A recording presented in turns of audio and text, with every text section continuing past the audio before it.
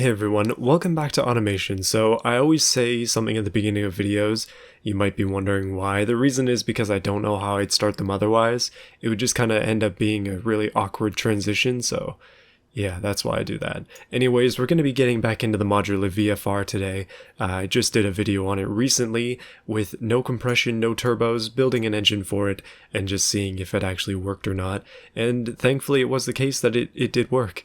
And that video was in response to another one I had made before that, where I did no compression but with turbos. And before that, this car had the Bugo engine in it. So it's been through a few different stages, and I figured today we'd give it at least one more. I do like having this car as a test bed for different dumb ideas, so let me know what other things I should do in the comments. Don't worry, I won't just be doing videos on it for the future. I do have some other builds in mind, but I don't know. I just wanted to do this now, so let's get it done.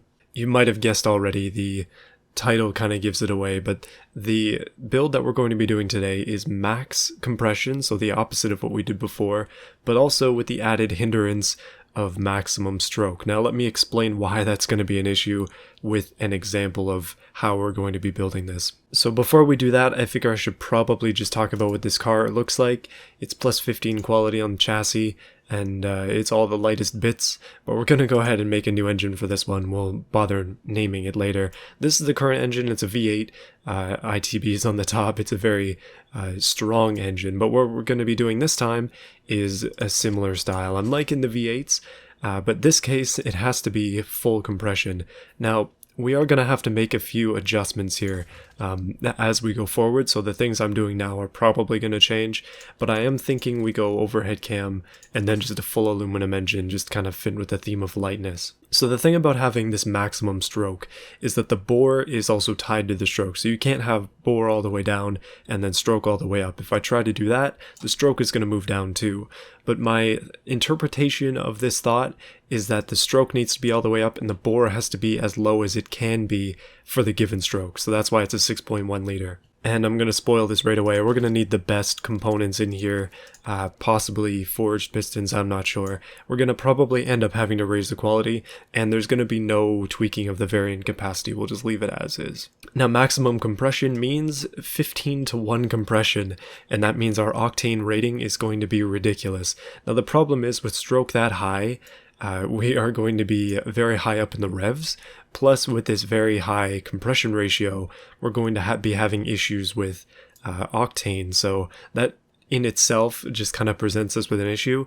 Thankfully, we can get around that by spamming quality sliders and possibly turbos, we'll see. Based on the logic of my previous video, low compression in turbos is a good combo, but high compression with turbos, not necessarily the case.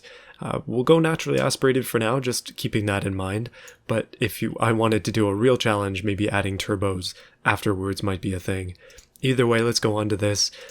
In terms of injection and stuff, we're just going to go for the best of the best. It's going to be carbon fiber ITBs on this one. Of course, the fuel mixture needs to be all the way up. Because we're going to be running such high RON value, we need as much fuel as we can get. We have to compensate for this ridiculous compression. Alright, we'll deal with all this other stuff later, but we'll just go for the best components we can get. We'll make this just a little bit bigger. I don't know, 100 mils is 4 inches, so we'll just stick with that for now. And then yikes, it's not working. This is not a good sign. So we currently have no graphs. We actually have nothing at all. Did I break the game? It is a very high possibility that that is the case. So I did manage to make it work, although kind of unsuccessfully. We're currently at 103 octane requirement, and the maximum octane in the game is 100, so we're knocking. That's the gist of it. If we increase the fuel quality, nothing is happening, which is not a good sign. I think this might have been broken even further. Okay, unbroken now by the addition of turbos. It seems like turbos might be the magic touch because all of a sudden everything is working and there's no stress on any component. How the heck is this even possible? 260 horsepower? Did I miss something? Yeah, I think I got it. 15:1 compression ratio is still there, and the stroke is still at the highest point. But with these turbos, we actually have a functional vehicle, or at least theoretically so. So again, with that high stroke, we have a pretty high rev range, all the way up to 8,400 RPM with 400 horsepower, 8% knocking with fuel mixture at 100%. Not much we can do about that. The only reason that this is really functioning well, from what I can tell, is because the quality sliders are all the way up on a lot of these things. You know what? We may as well fully commit to that. Quality all the way up. So I'm doing a bit of tuning here and there just to try and work with things. We're doing good on components, surprisingly, even though things are kind of dying and the quality is still up at the top. This is as good as it's going to get if we're going to try and make big power with this. Oh, I just realized the turbos are journal bearing. Switch that up and immediately we're having issues. Not great. Oh, our intercooler is super restrictive as well. That's definitely not going to help. But knocking is our main issue, and it always will be. Let's try naturally aspirated and see if that'll actually work this time. The answer is no, it does not work. You can see there's no change in the graph when you switch from naturally aspirated to turbos, so it's broken. It doesn't work without turbos. Alright, another small hack that I've just done. I turned the ignition timing all the way down, so we still have a very high RPM limit, which is not doing so good on our components. Don't worry about that. It's just a trick of the trade. No, it's a necessity for this. That's the only way it's going to work for us. But 643 horsepower with this kind of setup is kind of crazy. I'm going to just give that to the quality sliders being up. I think that's the only way that this is actually going to function. Looking over here, our intercooler is very restrictive, but I'm afraid to turn it up because the higher we turn it up, the closer we're going to get to the knocking issue again. You can see our fuel, as I have said before already, is 100 RON. We're at 99.7, so I literally can't turn this up because otherwise we're just going to start knocking and we're going to lose power. So we're going to have to go with a restrictive intercooler in order to keep this thing happy. Okay, we are using exactly 100% of our octane, which is 100.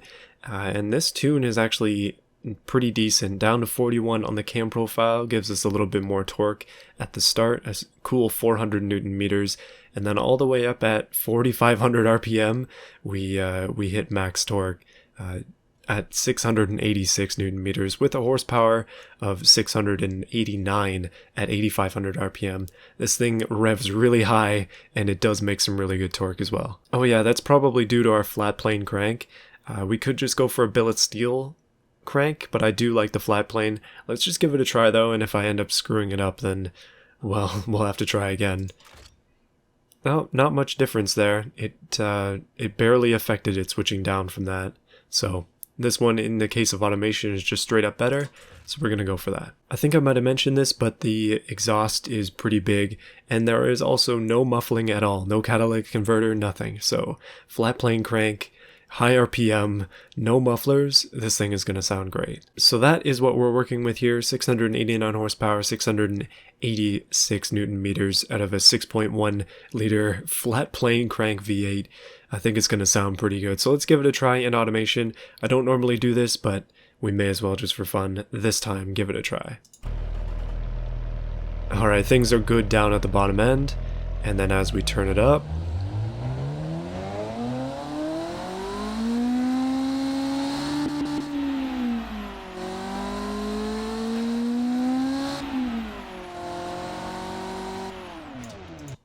yeah, that sounds pretty decent. Now, in terms of modification to the actual car, there isn't actually that much I want to do to it. Like, this car is meant to stay the same, it's not meant to change very much, although every single time I change it, I change the color, so let's do that. I've gone with a Celine style orange. I mean, this car kind of does look like a Celine, so that does make a lot of sense. I think one thing that we're going to have to do before we go too far, though, is adjust the setup. Now, this car is set up in a way that makes sense for every engine that it actually goes with, and in this case, it's going to be a rear-wheel drive sequential. We'll keep the 6-speed, so it's just going to be the basic same stuff, but we'll need to be tuning the gearbox and things like this. And as you might suspect, immediate issues with wheel spin. That's always an issue with these things. Even with semi-slicks, I really do want them to add just straight up slicks to this game. I think that would work out nicely. See, the driving characteristics of this car have not changed that much, so it theoretically shouldn't need that much changing. I mean, the past car did have around 600 horsepower as well, but this is a slight issue. Oh yeah, in case you were wondering what a car like this costs, apparently it's $10.5 million, and also it does get 27 liters per 100 kilometers, which is, I think, the best of the last 3 cars that I've made. So we're doing pretty good, at least in one area. Oh yeah, I took some time to redo the suspension a little bit. The graph looks a little bit nicer. Still having issues with wheel spin and also downforce. I did adjust the downforce a little bit, so maybe that was a mistake. We don't want this thing to cap out too much. Oh, look at that. The top speed has gone up quite significantly. That's going to help us with this wheel spin issue. And we can probably lower the spacing just a little bit as well. Yeah, 17% wheel spin, and then all of it in first and second gear. I think I can deal with that. And that graph looks pretty decent. I'm happy with the way that the wheels are. I think that this current setup is actually quite good. One of my better setup cars because it's been set up so many times. I like how this curve is so deep into understeer. It's just like, it's trying, and then 100 kilometers an hour just down into the understeer category. It just plunges in there. Not exactly sure how to fix that in this case. I guess we could start messing with wing angles and stuff, but the downforce is already kind of breaking it, so we don't want to do too much. There we go, that's even nicer. No big falls there, no more warnings. I think we might be good to try this thing out in Beam. I don't actually have a set of challenges for it, although we do need to rename it for sure. I'm pretty excited just to try out some of these dumb creations. Eventually I'm just going to have like a competition between all of the versions of this car and their various strengths and weaknesses. Like, this car has a pretty decent torque curve overall, especially for something like this. It's pretty funny that we had to slap twin turbos on this as well. I was thinking of making it a V10, but I'm kind of glad I went V8, so at least 3 variants of this car are all V8s. So here is the Modular VFR in Beam. It turned out pretty good. I like the color. I mean, this is the grid map, so it's pretty bright, and that kind of just makes it radiate a little bit more than you might suspect. Interestingly, the body is kind of broken. I don't know how that happened, but it's just, I don't know, maybe a product of how the body is formed. Interestingly though, this car has some issues, and I wanted to talk about those before we get started. So, well, we'll literally start the thing first. How about that? Watch the temperature meter down at the bottom. As I rev this car up, you can see that it's climbing pretty quickly. Now that was a lot worse before. Actually, if I had done this before, it would have broken it. It would have maxed it out and then blown the head gaskets because it's overheating. I had to increase the airflow of it significantly to accommodate for this new engine, so that's an interesting thing. As well, something that is of note is this car suffers from the very typical thing that happens with a lot of the cars I make and then export into Beam, and that is turbochargers overheating. Which means it does lose power when you really get moving. And also I found something interesting. You actually get aero locked to 302 kilometers an hour. Like, I just can't go faster than that. And even though the car is theoretically supposed to go faster than that. Interestingly as well, when I get up to this speed, the bottom of the car at the back drags on the ground because of how huge the wing is, and it creates a lot of downforce, so it just holds it down at the back. I find that kind of funny, but if we're ever going to do a top speed car, then we've got some things that we obviously need to avoid. Oh yeah, I'll let you witness this. Yeah, there goes the engine, circling around us like the moon. So overall the car does have a few quirks, and just as many features. I think that it drives quite well. As long as you're not really like pushing it, you can get away with doing some pretty serious speed in this thing.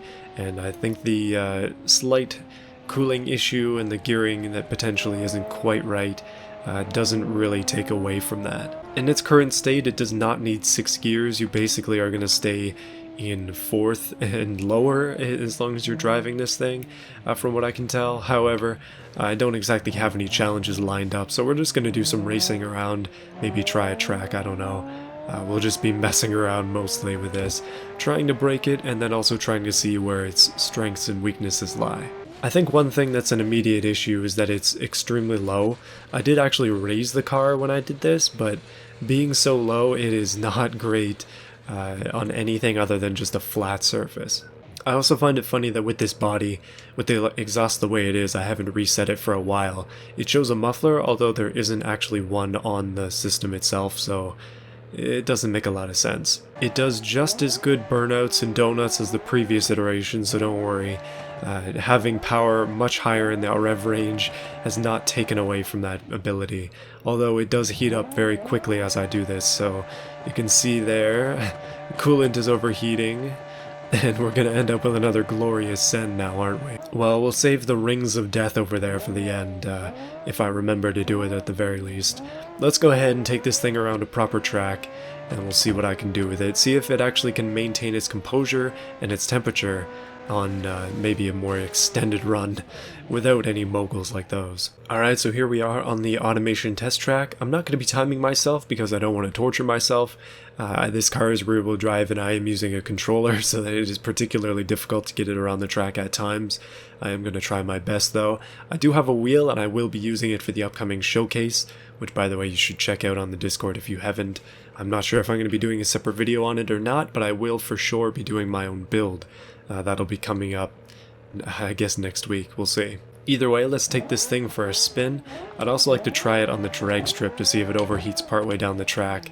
But as you can see, it's not too great on the old acceleration when it comes to grip.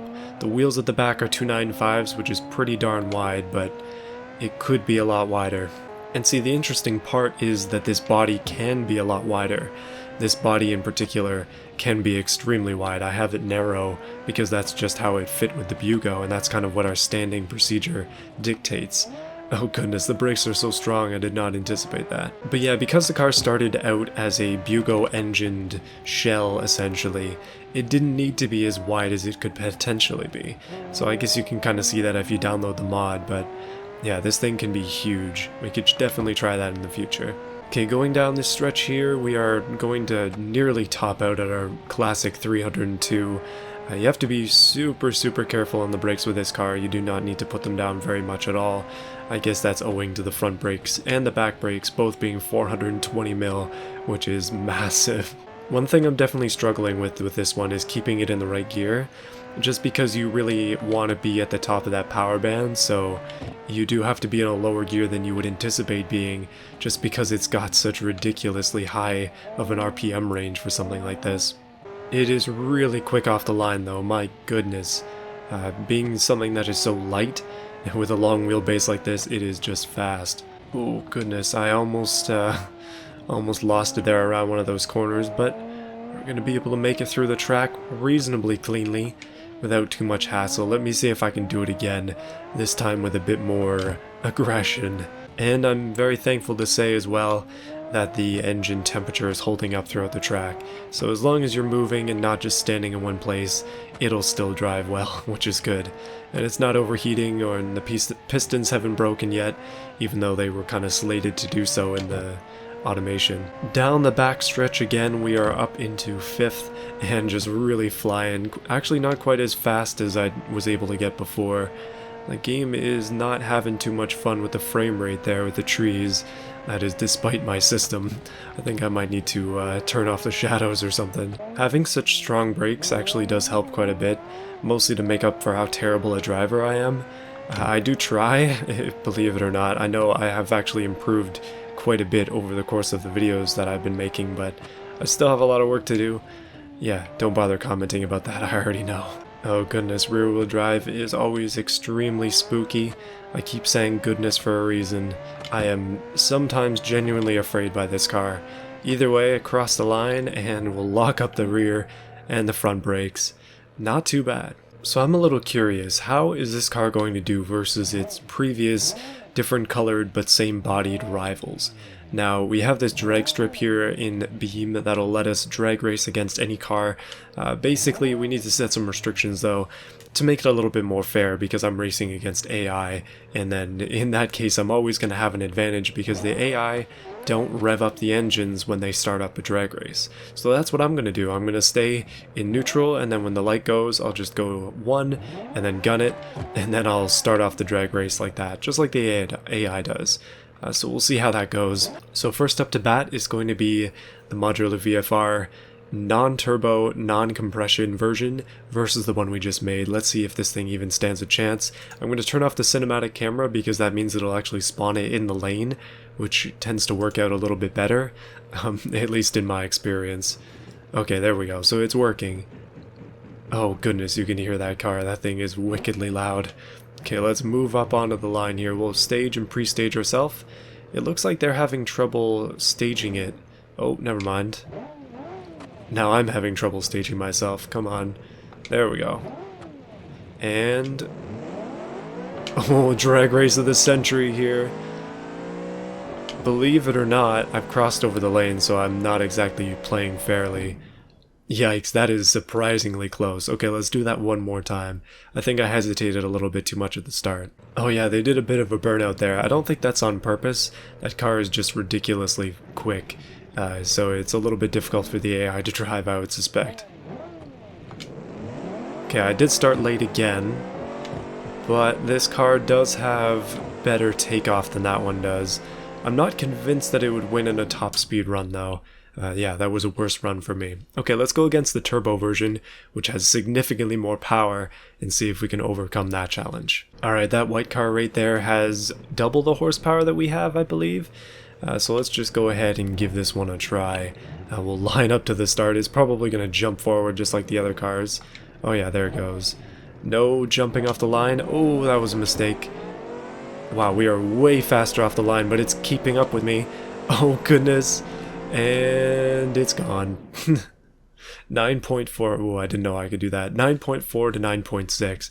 That was not my best run. I think I can do better than that, but yikes. That is a really close battle. Okay, we gotta move on up to the line. I've got to make sure to actually do this launch correctly this time. I know not revving up is actually a bit of a challenge because I'm so used to revving up. Okay, there we go. That's a good start, and we're flying off the line. That car has a ridiculous top speed advantage though. Ooh, 9.3 to 9.4. That is a 0.1 second difference. Yikes.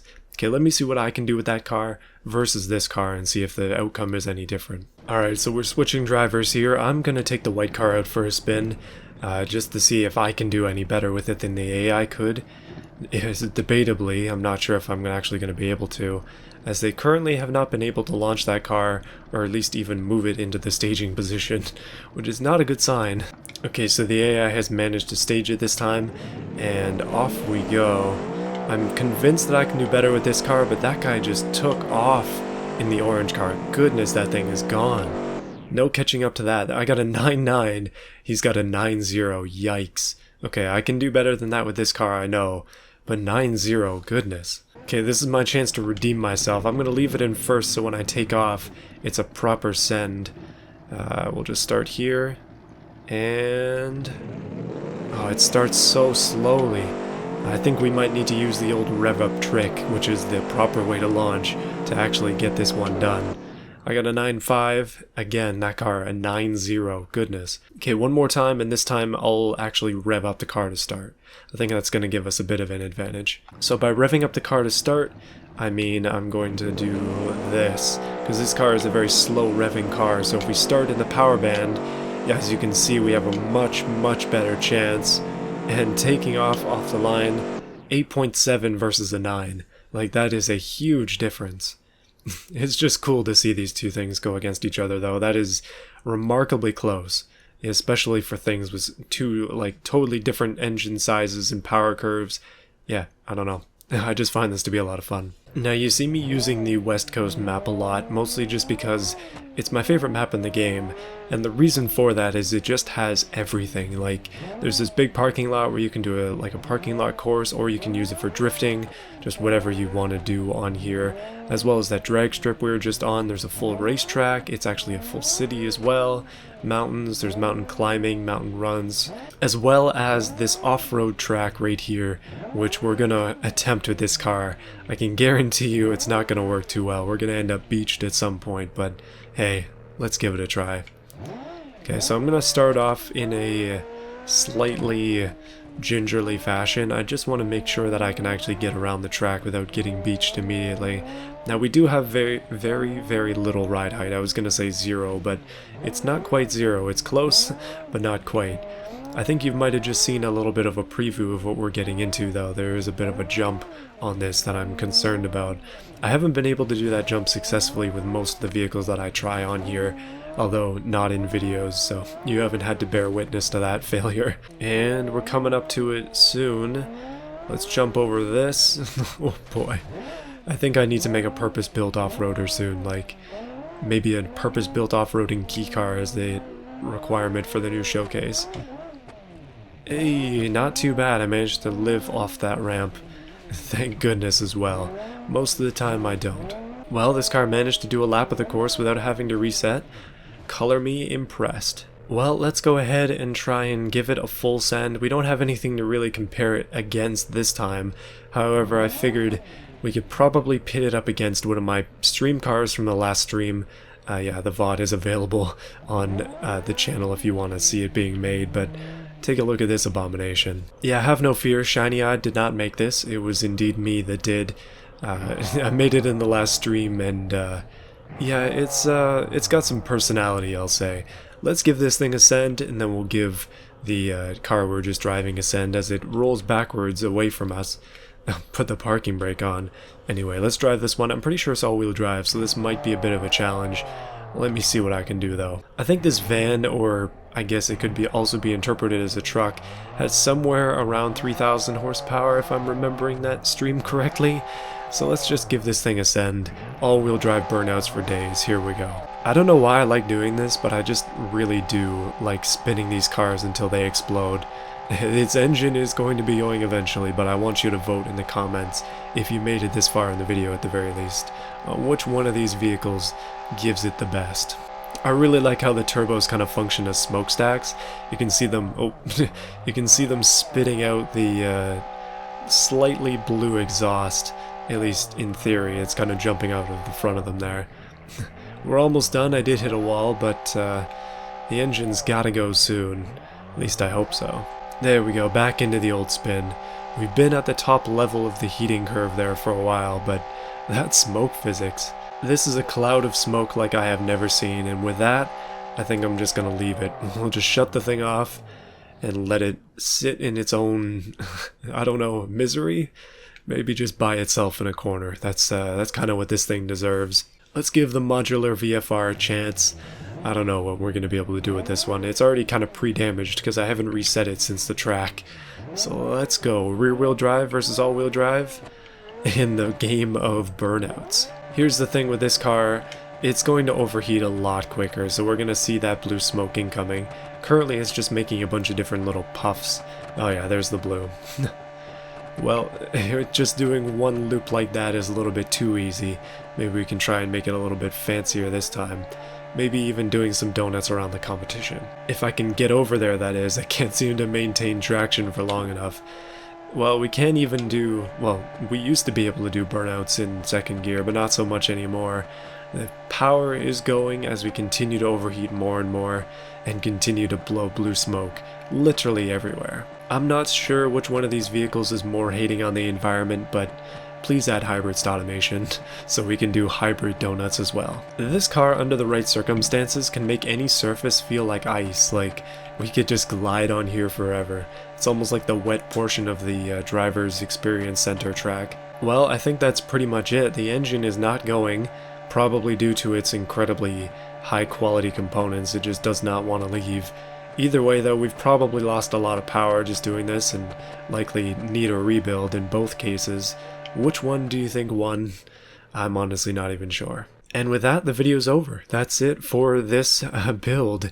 It's been fun though to just try things out, try some different stuff, and kind of experiment with different types of engine builds. I'm learning a lot actually just messing with it, and learning a lot about engines and the engine dynamics as well. Something I didn't think I would ever get from this game, but that's kind of what happens with a game like this. It's an open sandbox, and it'll just let you do anything, so why don't you just go ahead and try anything. See, some ideas fail, some ideas work, but in the end, this one actually did work.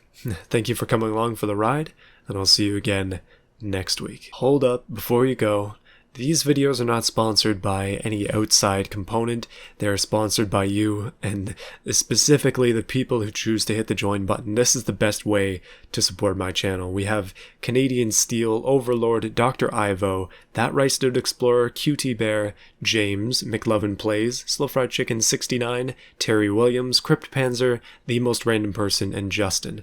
Thank you to all of these guys and the other ones for their support, and I appreciate it a lot. Hopefully more people can join this.